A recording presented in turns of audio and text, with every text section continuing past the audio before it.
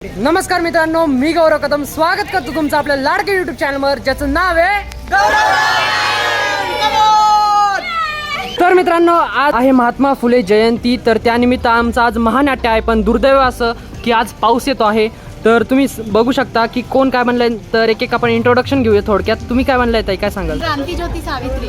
नमस्कार मित्रांनो, मी अलंकार गायकवाड, मी बनलोय शाहीर. नमस्कार, मी देवेंद्र जाधव, मी बनलोय श्रीपद. नमस्कार मित्रांनो, मी बनलोय गृहस्थ. नमस्कार, मी सारा पाटील. आम्ही डान्समध्ये आहोत.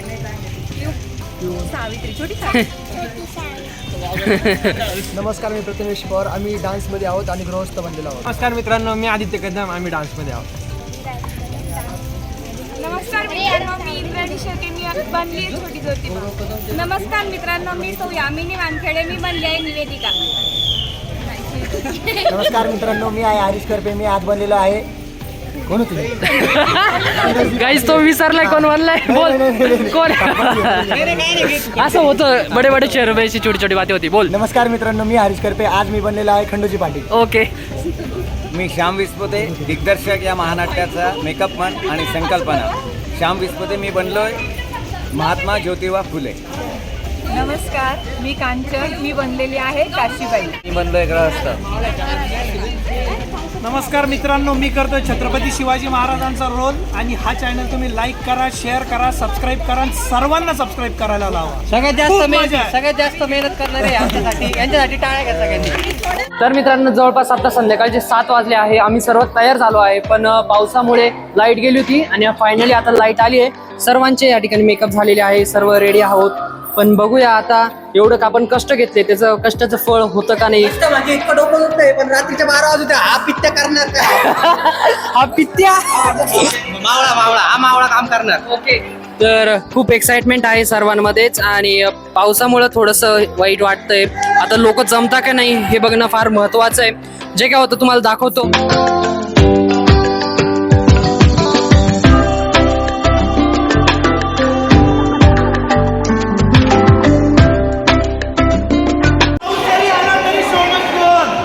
मित्रांनो, 8:30 वाजले आहे रात्रीचे आणि आत्ता कॉल आला आहे की तुम्ही या. पाऊस जरासा थांबलेला आहे. बघूया पावसाची स्थिती काय आहे. तर थोडाफार थांबलेला आहे. तर निघूया आपण.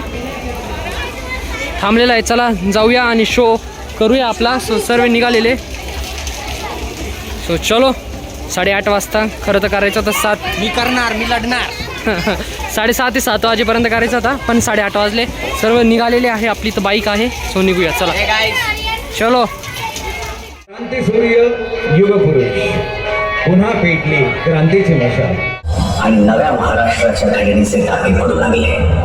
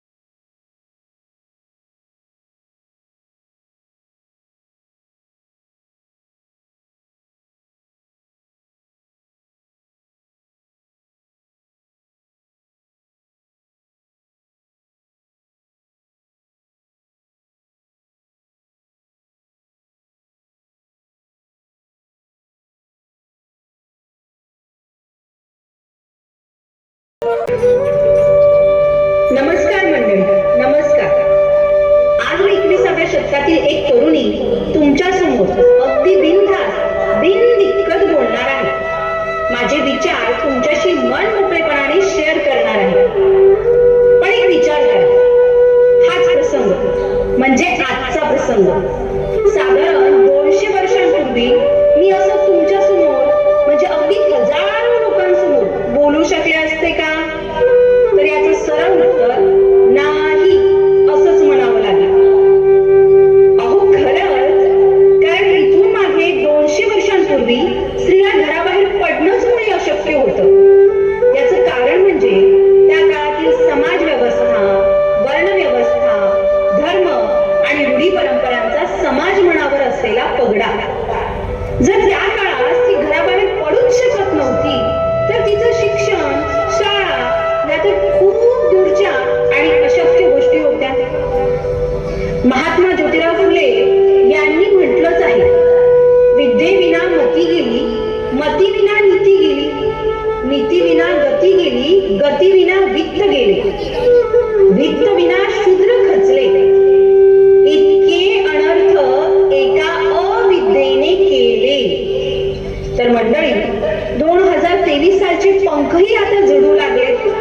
गतीच्या, यंत्रयुगाच्या, आधुनिकतेच्या पोळ्याने विणलेल्या जाळ्या आजचा माणूस माती झालाय. त्याचा देह त्यात खूप खोलवर रुतलाय, पण देहाच्या गाभाऱ्यात असलेलं त्याचं मन मात्र अजूनही अंधारातच ठेचकाळतंय. असो, हे खूप जड झालंय. गळ्यात अडकलेल्या रूढी परंपरेच्या धुंड्यागत आपण तो थोडा वळवूया का? चला, मी गमती खातर एक गोष्ट सांगते तुम्हाला. गोष्ट तशी चाकोरीतलीच आहे, अगदी चांगवाच्या गोष्टीसारखी ही गोष्ट, अगदी भगवद्गीतेतल्या भावस्पर्शी उपदेशासारखी. चिरतरुण, टवटवीत तर पृथ्वी तलावर घडलेली ही गोष्ट. सर्वत्र माणसाचं उभं पीक भरतीच्या समुद्रासारखं उसळलं होतं. आता माणूस म्हटला की विविधता, वेगळेपणा आलाच. तर अशाच एका माणसाच्या ठाई सुरुंगाची दाबी ठासून भरावी तशी जिद्द ठासून भरली होती. हा माणूस एकदा सुधारणेच्या स्मशानात गेला. घुसटलेले विचार, रूढी, परंपरा तिथे ताडामाडासारखे उंच उंच आणि दाटीवाटीने माजले होते. अशाच एका उंच झाडाला जीर्ण विदीर्ण झालेला त्या लोकांचा धर्म उलटा लोंबत होता. पण आपल्या खांद्यावर टाकला आणि त्या असंस्कृत धर्माला अगदी संस्कार देण्यासाठी निघाला. चालता चालता तो खूप थकला. भौतिकतेच्या, सत्यशोधकाच्या सरायाजवळ तो थांबला. विश्रांतीसाठी तो खाली बसला. बाजूला शेणाचा पोह पडावा तसा धर्म पडलेला होता. आणि अचानक धर्माच्या रूढी परंपरेच्या ओठातून का सडकल्यागत शब्द फुटले. हे मंत्र प्रबोधनकार मानवा, पुष्कळदा तुझ्यासारख्या मानवाला समाजाच्या पूर्वापार चालत आलेल्या बेड्यातून सुटता येत नाही.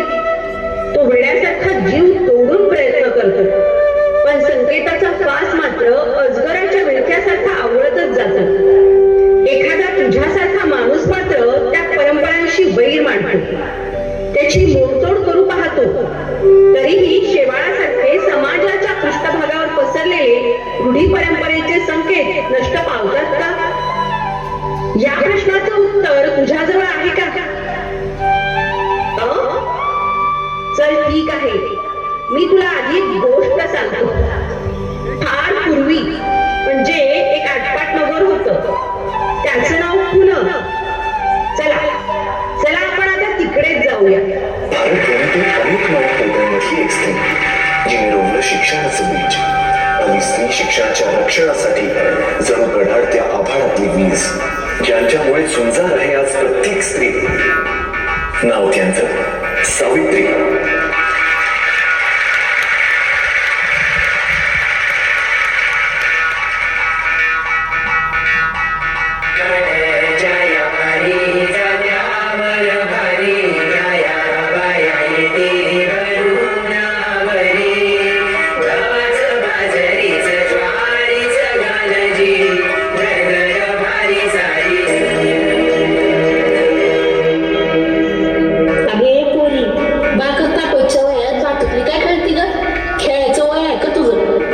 लगीन करायचं वय आहे. चल आई जरा थांब ना, मला खेळू दे ना. चल म्हणले ना तुला. चिमुकल्या सावित्रीची मग नवी वाटचाल सुरू झाली. कोवळ्या मनाला आयुष्यभराची साथ मिळाली आणि अशा झाल्या सावित्री ज्योतिबा फुले.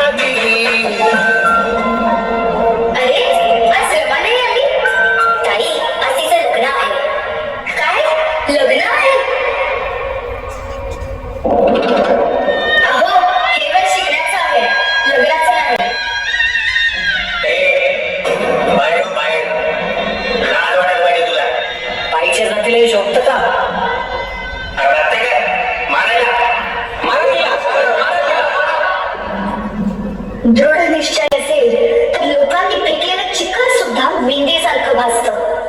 अन्यायाचा काळ आता संपला. आता प्रत्येक स्त्रीला शिक्षणाचा हक्क मिळणार आहे, कारण माझा निश्चय दृढ आहे.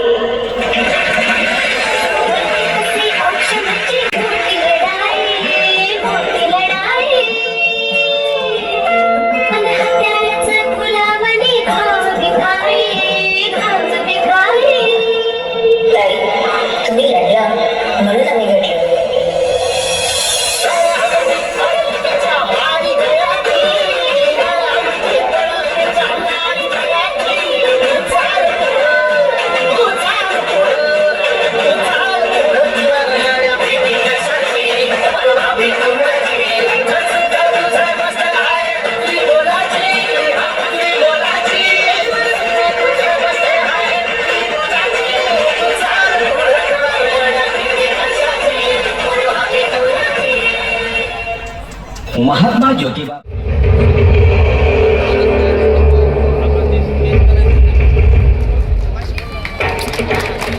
बघा ती फुलेची सावित्री. बघा बघा आज पुन्हा एका मुलीला घेऊन चाललीये. अरे हो, म्हणजे शाळेतल्या मुलींनी गोळा करतोय म्हणा ना. पण असा ज्या फुल्यांचा प्रस्ताव वाढत गेला तर धर्म उडायला वेळ लागणार नाही.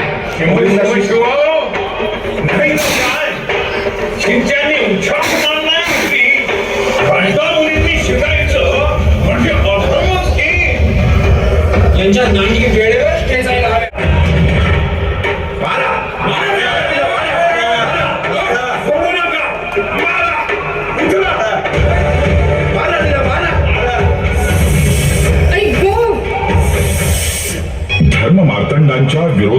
न जुमानता सावित्रीबाई स्त्रियांच्या पहिल्या शिक्षिका झाल्या.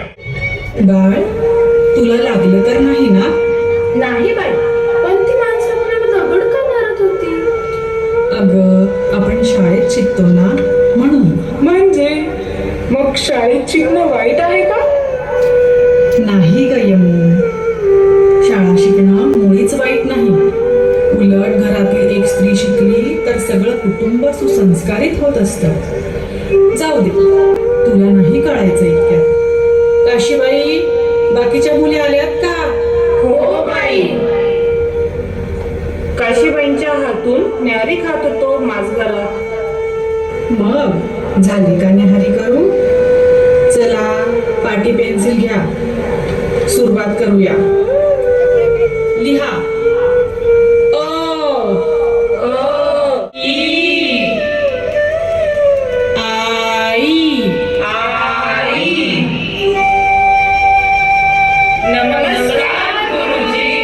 नमस्कार नमस्कार. बसा बसा, खाली बसा. मग सावित्री, कशी चालली तुमची शाळा? मुली रोज शाळेत येत आहेत ना? हो तर, शाळा व्यवस्थित सुरू आहे, पण पटसंख्या काही वाढत नाही. पटसंख्या ती का वाढत नाही? त्याला 2 कारणे आहेत. एक म्हणजे धर्म मार्तंडांच्या आणि सनातन्यांच्या भीतीने पालक मुलींना शाळेत पाठवायला धजावत नाहीत. आणि दुसरं म्हणजे उपाशीपोटी किंवा अर्धपोटी मुली शिकूच शकत नाही. हो, तेही खरंच म्हणा. पण सावित्री, मला वाटतं की धर्म मार्तंडांचा त्रास आता पहिल्यासारखा राहिला नाही. आणि राहिला प्रश्न त्या शिकणाऱ्या मुलींच्या खाण्याचा, तर उद्यापासून आपण इथंच मुलींचे खाण्याची काहीतरी चांगली व्यवस्था करू. हो, नक्कीच. आधी पोट भरल्याशिवाय या मुली इतर गोष्टींचा विचार करूच शकत नाही. उद्यापासून मुलींचे पोट आधी भरावे लागेल. पण काही झालं तरी माझ्या मुलींचे शिक्षण खंडित व्हायला नको. हा सावित्री, मला खरंच तुझा खूप अभिमान आहे. मुलींच्या शिक्षणासाठी तू किती कष्ट सहन करतेस. लोकांचे दगडगोटे, चिखलगोळ्यांचा मारा सहन करतेस. अगदी अगदी परवाच्या दिवशी तर तुझं डोकं फुटून डोक्यातून रक्तस्राव होत होता. पण त्याही परिस्थितीत तू शाळेत हजर झालीस. बऱ्याच वेळा तर चिखलानं माखलेल्या साडीतही तू तशीच शिकत होतीस. हे काय मला ठाऊक नाही? मुलींच्या शिक्षणासाठी तुझी चाललेली तळमळ पाहून मी धन्य झालोय सावित्री. तू जर मला साथ दिली नसतीस तर मला हे समाजकार्य करताच आलं नसतं. आणि हो, आता शिकल्यामुळे का होईना या मुलींना समाजात मानाचं स्थान मिळेल. प्रशासकीय आणि सत्तास्थानी त्यांचा सहभाग दिसेल. किंबहुना मला तर असा विश्वास आहे सावित्री की उद्या या राष्ट्राचं नेतृत्व या महिलाच करतील.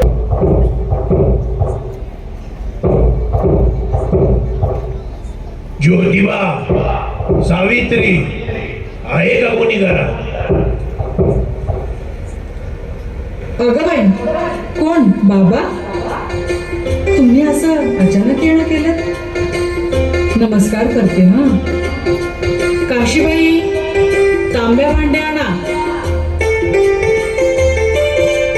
अरे वा, आपण कधी आलात? बसा बसा बसा बसा, तुम्ही बसा. बाबांची तब्येत जास्त आहे हे समजले म्हणून लागलीच आलो. कसं वाटतंय बाबांना? आता म्हटलं तर बरं आहे. उपचार सुरू आहे, पण ते उपचाराला पाहिजे तसा प्रतिसाद देत नाही. आज झोपले. काका, तुम्ही मोठे आहात, तुम्ही काय ते स्पष्ट सांगून तर बघा. अहो, पण त्यांनी माझ्या ऐकले पाहिजे ना. काय ऐकणार नाही, सांगून तर बघा. आता तुम्ही म्हणता तर बोलतो. त्यात तुमच्याशी काही बोलायचं होतं. नाही म्हणजे यांना. हो का? मग बोला ना. बोला बोला काका. तुम्ही बोला. हा, तोवर मी चहाचं बघते. हे समाजाच्या वडीलधाऱ्यांचा रोष पत्करून तुमच्या पत्नीला म्हणजे आमच्या सावित्रीला शिकवले.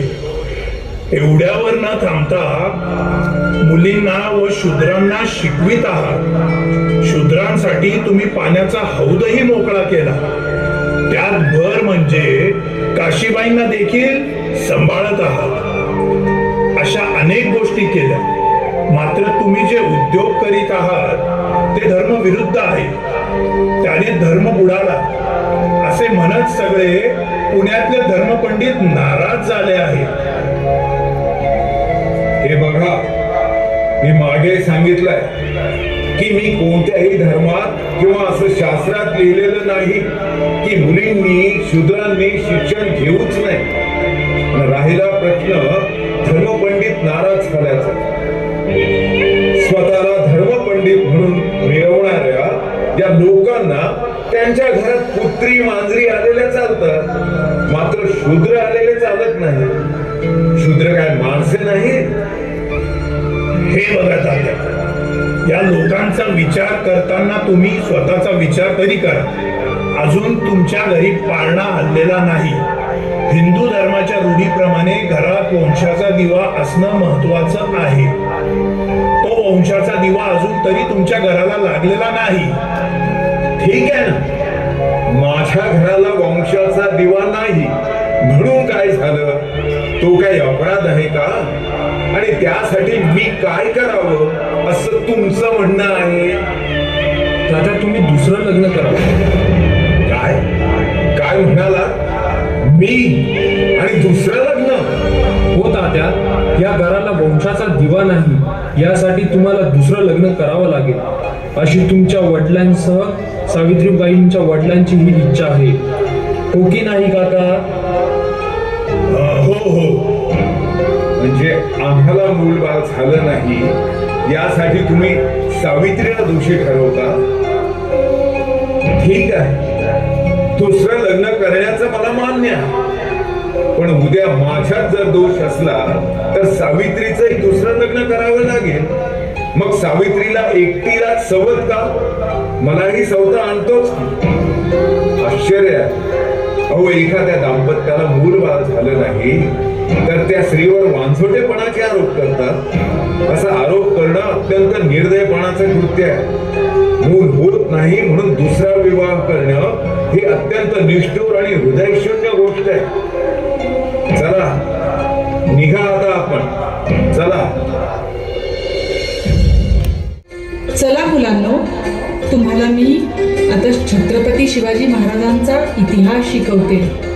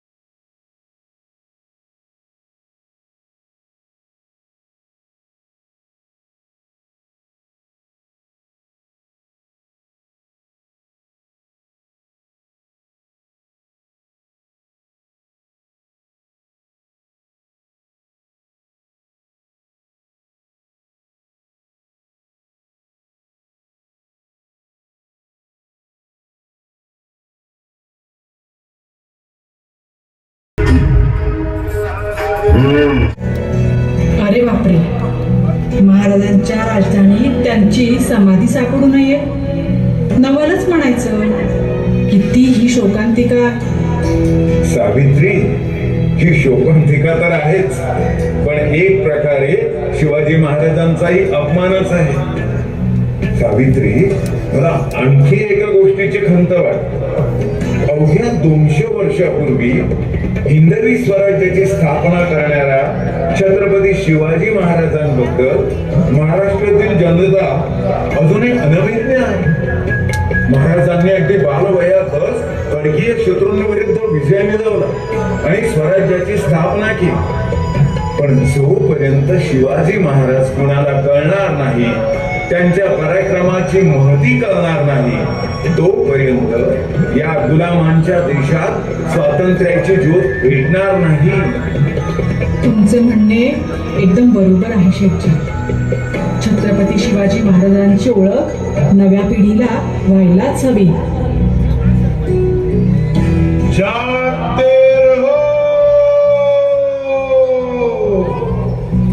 जागते रहो, जागते रहो.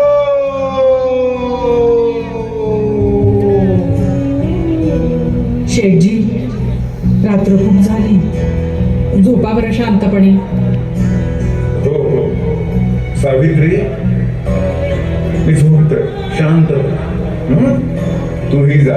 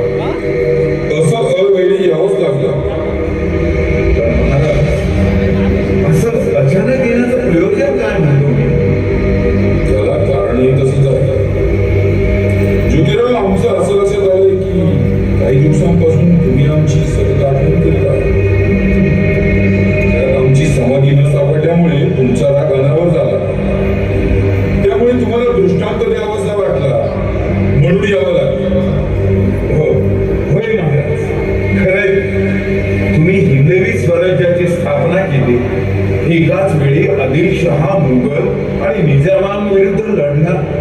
रयतेसाठी लोकराज्य निर्माण केलं. जातीपातीच्या भिंती तोडून सर्वांना एकत्र केलं. तुम्ही 18 पगड जातींना बरोबर घेऊन जीव धोक्यात घालून जे स्वराज्य निर्माण केलं, त्याची अवस्था पुन्हा एकदा वाईट झाली. आम्ही पुन्हा एकदा पारतंत्र्यात गेलो आहोत असं वाटतंय. महाराज, आपली जनता आपल्याला विसरली असं वाटत. पण तुम्ही तर माझे चरित्र लिहिले, ते जनतेपुढे आणले आहेत ना. होय महाराज, पण महाराज, त्याने समाज पूर्ण जागा होईल असं आज तरी दिसत नाही. अहो ज्योतिराव, तुमचे म्हणणे मला समजले, पण या लोकांनी मला जोकाडात बंदी करून टाकले. ज्योतिराव, आता वेळ आली. तुम्ही मला या जोकाडातून मुक्त करा. रायगडावरील माझी समाधी तुम्ही शोधून काढा आणि लोकांमध्ये स्वातंत्र्याचे स्फुलिंग पेटवा. त्यांना जागरूक करा. तुम्ही या कामी नक्कीच यशस्वी होणार. माझा तुम्हाला आशीर्वाद आहे. पण महाराज, आपण जीव धोक्यात घालून जे किल्ले जिंकले, त्या किल्ल्यांवर इंग्रजांनी जाण्यास बंदी घातली आहे. बहुतेक सर्व किल्ले उद्ध्वस्त केले आहेत.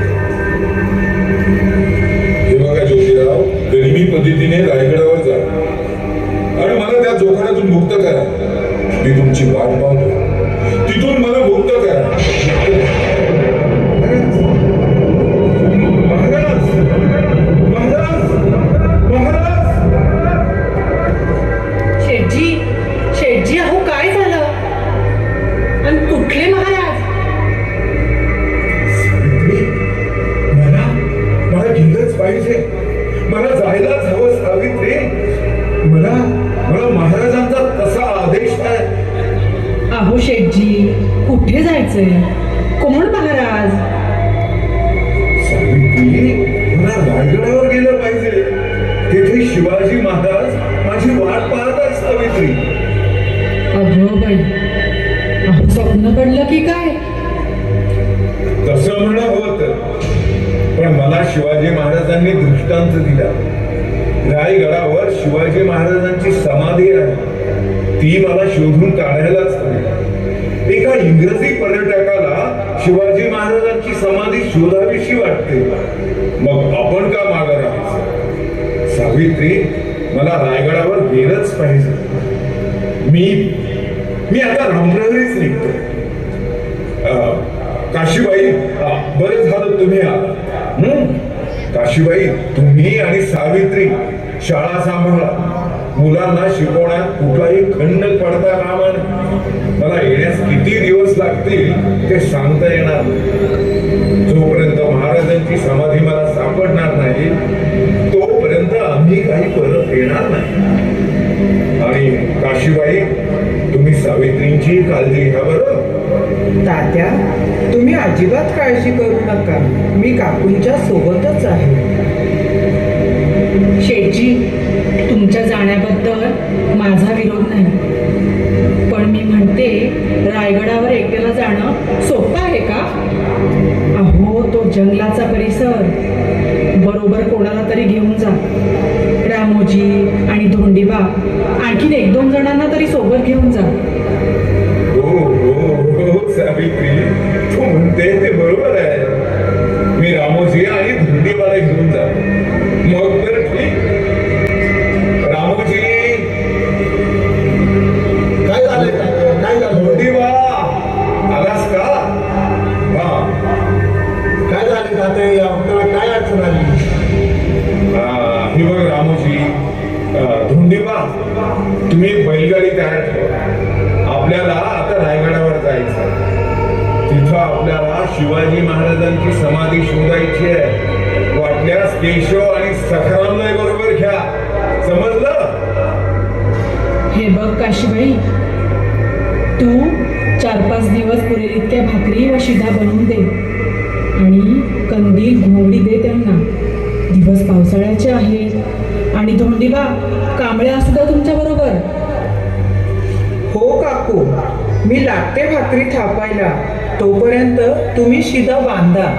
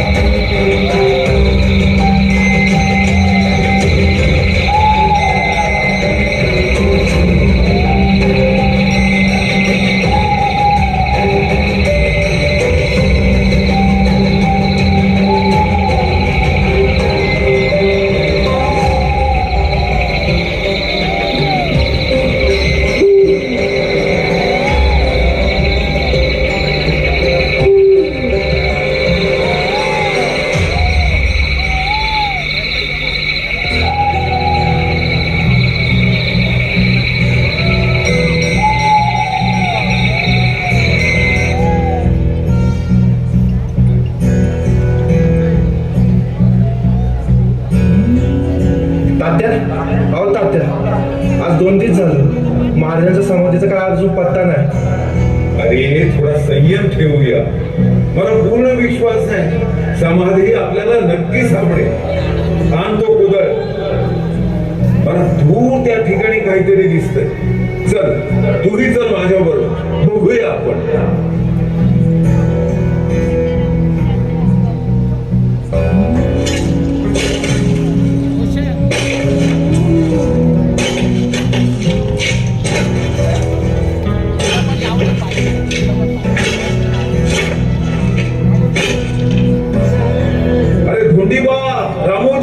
या लवकर, इथं महाराजांची समाधी दिसते.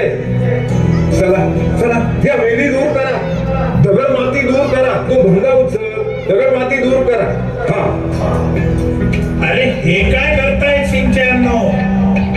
पुजारी व आम्ही शिवाजी महाराजांची समाधी शोधत आहोत. शिव शिव शिव, मी येथील पुजारी असताना दक्षिणा शिधा देण्याचे राहिले. केवढा माझा अपमान! तुम्ही हे थडगे शोधून त्याला देव करणार आहात का? मी कदापि असं होऊ देणार नाही. निघा इथून. नाटक केल्यावर थेट काल फेकून दे. अरे ते फुलं दिसत आहेत ना तिकडे? हा हा, तीच रान फुले. इकडे आण थोडीशी. अरे हीच ती शिवसमाधी. चला निदान फुले वाहून तरी महाराजांना मुजरा करूया. बोला छत्रपती शिवाजी महाराज की जय. सुळवाणी भूषण बहुजन प्रतिपालक छत्रपती शिवाजी महाराज की जय.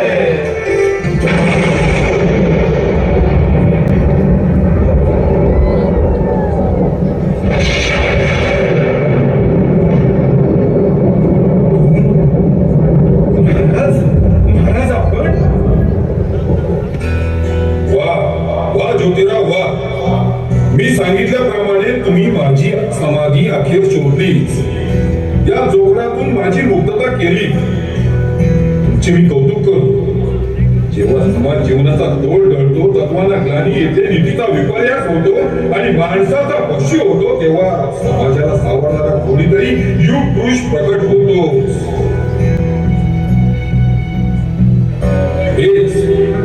हेच आम्हाला महासाहेबांनी सांगितलं. होय महाराज, खरंय. ज्योतिराव, आजपर्यंत इतिहासकारांनी इतिहास लिहिताना आम्हाला फक्त ढाल तलवारीत लढाया करणारा राजा म्हणून दाखविला. आमच्या रक्तरंजित लढाईंची वर्णने केली. मात्र ज्योतिराव, तुम्ही लिहिलेल्या आमच्या चरित्रात रयतेचा राजा म्हणून आम्हाला दाखविलं. आम्हाला दीनदुबळ्यांबद्दल, शेतकऱ्यांविषयी, माता भगिनीविषयी अत्यंत आत्मीयता होती. असं तुम्हीच प्रकाशात आणलं. मी माझ्या सरदारांना, मावळ्यांना आज्ञापत्रात आदेश दिले होते की शेतकऱ्यांवर, स्त्रियांवर, दीनदुबळ्यांवर अन्याय होता कामा नाही. त्यांच्या गवताच्या काडीला सुद्धा हात लावू नये. शेतकऱ्यांचे हित साधा. शेतकरी सुखी तर संपूर्ण मुलूक सुखी राहील. मी तेव्हाही सांगितले होते की आपल्या मुलकाच्या सीमांची व्यवस्थित राखण करा. परकीय आक्रमणाचा खरा धोका आपल्याला समुद्राकडूनच आहे. तेव्हा समुद्राच्या सीमांची, किल्ल्यांची तटबंदी करा. माझे हे वाक्य तेव्हा महत्वाचे होते, आजही तेवढेच महत्वाचे आहे. हे वाक्य पुढच्या अनेक पिढ्यांना महत्वाचे वाटेल. होय महाराज, अगदी खरंय. ज्योतिराव, आम्ही हेही जाणतो तुम्हाला दीनदुबळ्या रयतेविषयी तळमळ आहे. त्यासाठी तुमचा संघर्ष सुरू आहे. मात्र त्यांच्या हक्कासाठी तुम्हाला ही लढाई लढावीच लागेल. पण महाराज, तुमच्यासारख्या लढाया करणं मला शक्य नाही. आम्ही कुठे म्हणतो लढाया करा. अहो ज्योतिराव, तुम्ही जे करताय ना, ते कोणत्या लढाईपेक्षा कमी नाही. आपल्या लढाया वेगळ्या जरी असल्या तरी आपला उद्देश एकच आहे. मी समाजाच्या हितासाठी लढतो. तुम्ही समाजाच्या हितासाठीच लढत आहात. तुम्हाला समाज जागृतीचे व्रत असे अर्ध्यावर सोडून चालणार नाही. ज्योतिराव, ही घ्या मशाल. या मशालीत एक ज्योतच आहे. समाज कार्याची, समाज सुधारणेची, अन्यायाविरुद्ध लढण्याची.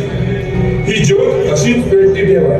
समाजसेवेचे कार्य तुम्ही असेच पुढे नेत राहा. माझे आशीर्वाद सदैव तुमच्या पाठीशीच असतील.